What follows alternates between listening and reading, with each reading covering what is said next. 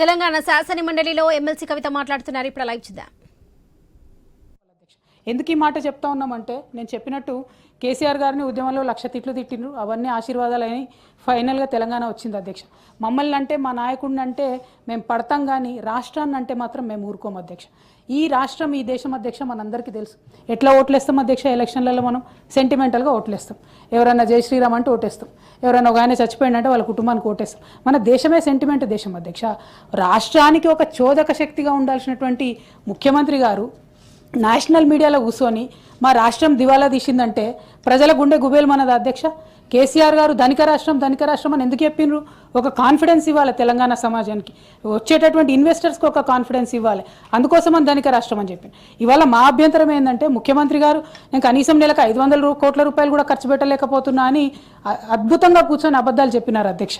దానికి నేను కొంచెం క్లారిటీ ఇవ్వదలుచుకున్నా అధ్యక్ష. అది కూడా ఈ డాక్యుమెంట్, ఈ బడ్జెట్ డాక్యుమెంట్లో ఉన్న దాంతోనే అధ్యక్ష. పోయిన సంవత్సరం అధ్యక్ష, అంటే 2023-24 చివరి సంవత్సరం బీఆర్ఎస్ అధికారంలో ఉన్నప్పుడు క్యాపిటల్ ఎక్స్పెండిచర్కి మేము పెట్టిన ఖర్చు అధ్యక్ష 43,917 కోట్ల 62 రూపాయలు అధ్యక్ష. అంటే నెలకు దాదాపుగా ఒక 3,660 రూపాయలు మేము ప్రతి మంత్ క్యాపిటల్ ఎక్స్పెండిచర్, అంటే ప్రాజెక్టులు కట్టడానికి కావచ్చు, స్కూల్ కట్టడానికి కావచ్చు, మనకు తరతరాలుగా నిలబడిపోయే ఆస్తులు ఏవైతే ఉంటాయో వాటికి స్పెండ్ చేసే డబ్బును క్యాపిటల్ ఎక్స్పెండిచర్ అంటాం అధ్యక్ష. అది బీఆర్ఎస్ హయాంలో 3,660 కోట్లు పెట్టాం అధ్యక్ష.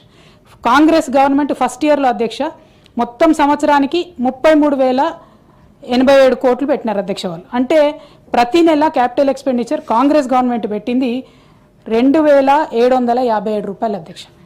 అంటే ఈ ముఖ్యమంత్రి గారికి తెలిసి ఉండి ప్రతి నెల 2,757 కోట్ల రూపాయలు వారు ఖర్చు పెడుతూ నేషనల్ మీడియాలో కూర్చొని కేవలం బీఆర్ఎస్ను బ్లేమ్ చేయాలి, కేసీఆర్ను బ్లేమ్ చేయాలని, మా రాష్ట్ర ఆర్థిక పరిస్థితి బాగాలేదు, 500 రూపాయలు కూడా నేను ఖర్చు పెట్టలేకపోతున్నా అని చెప్తుంటే రాష్ట్రం కోసం పేగులు దిగేదాకా కొట్లాడిన వాళ్ళం అధ్యక్ష. మనందరం బాధ అవుతుంది కదా అధ్యక్ష.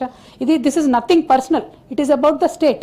ఇప్పుడు ఈ బడ్జెట్లో ఈ నెక్స్ట్ ఇయర్కి క్యాపిటల్ ఎక్స్పెండిచర్ గవర్నమెంట్ ప్రపోజ్ చేసింది అధ్యక్ష 36,504 రూపీస్ అధ్యక్ష. అంటే దాదాపుగా ప్రతి నెల ఒక 3,042 కోట్ల రూపాయలు మేము పెట్టుకుంటామని గుడ్ సెంటిమెంట్. ఇంకా పెరగాలని చెప్పి మేము కోరుకుంటాం అధ్యక్ష. గవర్నమెంట్లో ఎవరన్నా ఉండొచ్చు అధ్యక్ష. రాష్ట్రం బాగుండాలని కోరుకునేటటువంటి వ్యక్తుల్లో ప్రథమ శ్రేణిలో ఉండేటటువంటి వాళ్ళం మనందరం కూడా. కాబట్టి ఒక స్వయంగా ముఖ్యమంత్రి గారు వారొక ఫోర్స్గా ఉండి, ఒక ఇంపిటెస్గా ఉండి, ఒక చోదక శక్తిగా ఉండి రాష్ట్రాన్ని డెవలప్ చేయాల్సిన వాళ్ళు పదే పదే ఇట్లా మాట్లాడడం నిజంగా దారుణం అధ్యక్ష.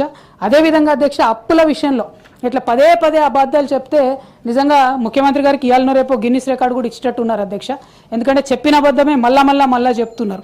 అయితే ఇవాళ మీ ద్వారా నేను ఒక రిక్వెస్ట్ చేస్తా ఉన్నాను అధ్యక్ష.